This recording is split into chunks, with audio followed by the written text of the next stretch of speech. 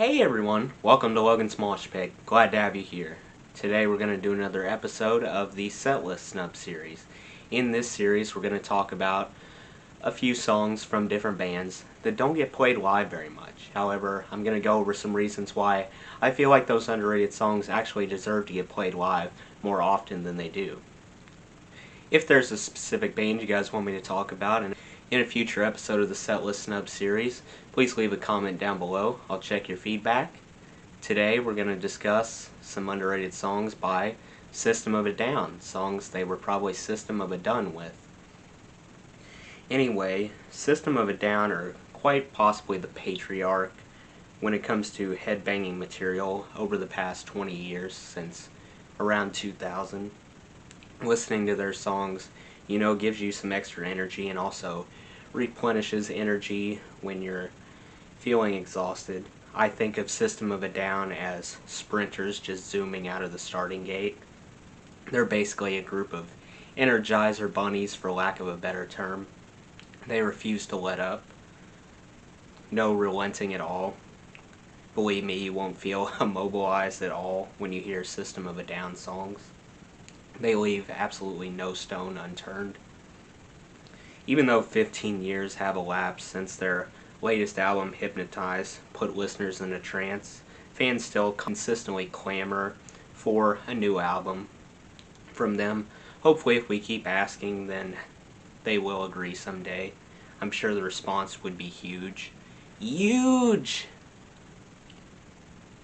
As always, now we're going to revisit a variety of reasons why every band in the world turn toward certain songs live and turn away from others. If you've been here before, you can skip ahead a few minutes. I don't want to bore you. I just do this for new viewers. The first reason is casual fans naturally align with greatest hit songs. For System, a few examples would be Toxicity, Chop Suey, Sugar, Aerials, just to name a few. There's nothing wrong with those songs, but you can't form a solid understanding of a band based on a small percentage of songs you've heard. The hits don't tell the full story of the band, unless of course you're a casual fan. The next reason is many bands get tempted by fans and themselves as well on a recurring basis to fill the set list with very popular songs. In other words, once they do this, the fans will most likely approve. Subsequently, they will continue to buy tickets to other shows if they approve of the set list. On the other hand, if fans hear a lot of songs that they don't recognize, they've never heard before, then they will probably feel moody and conclude the concert was a waste of time.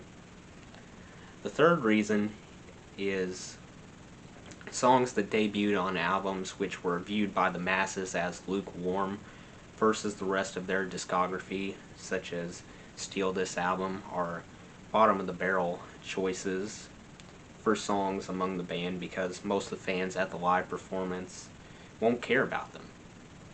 The hardcore fans would, but casual fans, which constitute the majority of the population at concerts, will not. The fourth reason is from time to time a band gradually becomes dissatisfied with a particular track and intentionally gets rid of it entirely on the road. The fifth reason is casual fans represent a more vast population compared to hardcore fans by an overwhelming margin. Therefore, bands tend to take their side, not hardcore fans' side, just the way it is. The sixth and final reason why some songs appear on the set list and others don't is that sometimes a song requires numerous technical assists that can only be administered in a studio setting, meaning reproducing those effects live would be far too tedious, not even worth the effort. So bands don't even try. They just leave it dead and buried after they leave the studio. With that out of the way, I want to share some crucial Setlist.fm stats. I'll put a link in the description to Setlist.fm if you're interested. To get to Setlist.fm, simply type in the name of the band you're interested in learning more about, followed immediately afterward by tour statistics, and click on the very first result. It'll take you to a long list of songs that the band has done live in descending order from most played to least played. It also includes cover songs. You can also scope out information regarding their albums, their tours. Basically everything can be found on Setlist.fm, so it's a great place to find music information. On Setlist.fm, it told me that the top System of a Down song is Sugar, currently at 454 registered times. If you listen to Sugar on loop 454 times, it would take you exactly 69,916 seconds, or about 80% of a full day, roughly 19 hours, before you would finish listening to Sugar that many times. Well, let's move on to 5 underrated System of a Down tunes I located. Now, I could have easily tripled this list, taking it from 5 to 15. System owns countless overlooked songs. Steal This Album especially was a hot spot for underappreciated songs, so I included a bonus 6th choice off that marvelous album. I chose one song off each System of a Down album, and then 2 off Steal This Album. So I only add a bonus pick once in a while if I really stand behind it. If I thoroughly enjoy a certain track, I will include it once in a while. I insisted this 6th System track should be on my list. Yay, you'll get to hear me talk a little longer. 6 songs, not just 5. Alright, here we go. I'll also drop a link down below to every single song coming up. Why don't we start off with a song titled Mr. Jack, which calls Steal This Album home. It has graced us with its presence 118 times, to be exact. It was a rather reassuring type of song for the first minute or so, a breath of fresh air when pitted against the heart-hammering System practically trademarked. Then it descends into the heaviness you would expect. The way Mr. Jack's name rolls off his tongue was utterly chilling. Meanwhile, the guitars come across as extremely scalding to listen to. People will detect urgency saturating every word within a gorgeous fashion as Mr. Jack dangles precariously between life and death. Next up, we got Marmalade, stemming from the spectacular self-titled album. It earns the next spot on my list, clocking in at a conservative 55 times. It takes the cake for me. Marmalade, I'm obsessed with that song. The more I hear Marmalade, the more reasons I find to enjoy it. It just keeps getting better. I'm overjoyed to call it my favorite song on this collection. An anxious guitar riff collides with a patient ticking, rich vocabulary, and vulgar scenarios playing out before us. Not to mention the articulate drumming, along with the lead singer's tantalizing ramblings throughout the song. Faithful to the title, I think Marmalade was a polarizing treat, exciting yet dependable, a safe bet for System fans. Third, we have a song called Sad Statue, part of the Mesmerize album. It has been on just 49 set list. However, it was an absolute pleasure to get acquainted with. A thundering guitar flanked by signature lyrics and delightful duets took things to a near unattainable level. Nobody will blame you if you find yourself singing along to Sad Statue. Its legacy deserves to exceed the pitiful number I just mentioned, 49. 49 shouldn't be tied to its legacy. From start to finish, it never falters. It's so much more than the number would lead you to believe.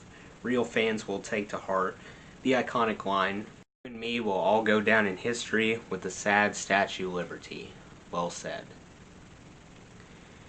Next, what about Highway Song? How about we go with Highway Song, which was born on Steal This Album.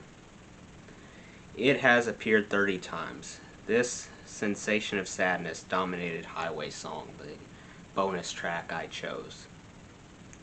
Almost as if it were recorded right after a tragic loss occurred. I think the blended vocals were the real star of the show. Those layers added some additional mystique. I was almost in tears by the 3-minute mark, and I couldn't understand why. I couldn't figure it out. Any song that evokes that kind of emotion from you, however, has definitely earned a recommendation. Highway Song demonstrates a fragile version of System, and while different, it still contains gobs of charm. It was my bonus pick because Steal This Album, quite frankly, has a bunch of hidden gems. My whole list could have been stolen from this album. It might be my favorite System of a Down album overall. It has so many hidden gems. My whole list, all 5 songs, and then some, could have been taken directly off this album. I already mentioned Mr. Jack. Then you also have Ego Brain, Pictures, ADD, and Roulette. Boom, that's 5 right there. But we also have Highway Song, which, as I mentioned, was also incredible. Next, we got Shimmy from Toxicity. It only turned up on the set list 5 times, which was a shame. Shimmy was a feeding frenzy. It barely counts as a song, judging by length, under 2 minutes long. Just when you start getting into Shimmy, it abruptly ends. What Shimmy lacks in length, though, it compensates with impressive stamina. Heads will absolutely turn when you blast Shimmy. Toughness mixed with just the right amount of catchiness leaves you demanding more every time. It would be an excellent warm-up for a System marathon. Last but not least, I went with a song known as She's Like Heroin from Hypnotize, which remained invisible on the set list throughout the System of a Down, their entire run. Zip, zilch, nada. Never showed up once. I have no idea why. I view this song as worthy. Another short but sweet slice of heaven. That's a nice pattern with System of a Down. Most of their songs are incredibly brief. Whether you're busy or want to binge a bunch of tunes in a row, System has you covered. The tone got dialed up an octave or two, which in my opinion makes it funnier to absorb. Then some classic laws entered the picture. System were not about sugarcoating issues. They took a controversial subject and turned it into a pick-me-up. Songwriting was a skill they mastered early on during their career, and they never forgot how to do that. Not only that, an attribute which consistently separated them from competition was that they went over songs with a fine-tooth comb. You can tell by listening to their music day after day, small details matter to them. Well, that's it. Let me know what other underrated System of a Down songs you can think of in the comments below. That does it for today's video, guys. I hope you enjoyed. Make sure to like, comment, and subscribe if you haven't already. I really appreciate the support. I'll see you next time. Till then, rock on.